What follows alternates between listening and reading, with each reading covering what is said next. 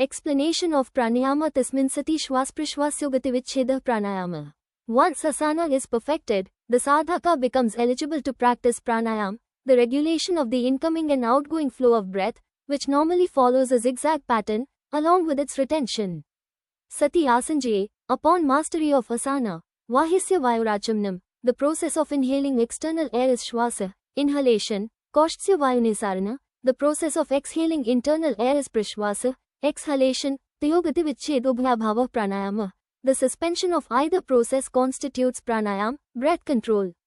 Bahyabhyantarastam bhavrite deshkalsankhyaabhi paridrishto dirgh sukshma. Pranayama consists of three operations: external, bahyavriti, internal, abhyantarvriti, and suppression, stambhavriti. These, when observed in relation to space, time, and number, become prolonged and subtle.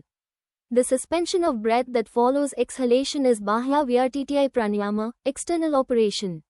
That which follows inhalation is abhyantara vyartiti pranayama, internal operation. The third, stambha vyartiti, occurs when both external and internal movements are absent. It is brought about by a singular effort. These three operations are regulated by space, desa, time, kala, number, sankhya. Pranayama becomes long and subtle as one becomes habituated through consistent practice guided by these parameters. Bahyabhyantar vishyakshepi chaturtha. The fourth pranayama transcends both external and internal operations. Tatah kshiyate prakashavrinam. From that, the covering of light is dissolved. That is, the veil obscuring the manifestation of knowledge is thinned. The practice of pranayama prepares the mind for dharana, dhyan, and samadhi, the internal limbs of yoga, antaranga yoga.